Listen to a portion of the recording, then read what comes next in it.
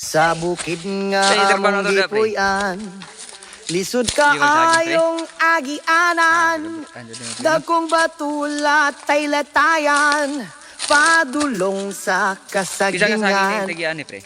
Sa bukid nga among Ano gipuy-an, yung interview ano pre? lisod ka ayong agianan, dagkong batula tay Atong si latayan, si padulong sa kasagingan. Ay, panahon kung wala misukan, musuroy may sa kalasangan, lingi-lingi kami sa kadaplinan, basing og naay baksan. Ingan mo pre no? Ito ba dito pre? Maogi niya mo ginabuhi, usahay masudan Grabe, pre, no? kami paki, waho Bilang ka kini lang. amo kalipay, ini sa kabukiran.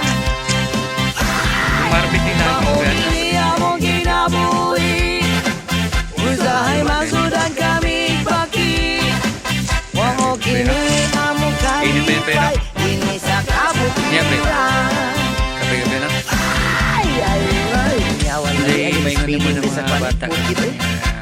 Talaga sure. Inom yung kayo yun. Nga, kami Dapat kayo dito sa lahan. naroon Oh, dito. manya mang bukid rin. Away mo. Bilang ang edad mo pre? Ano rin.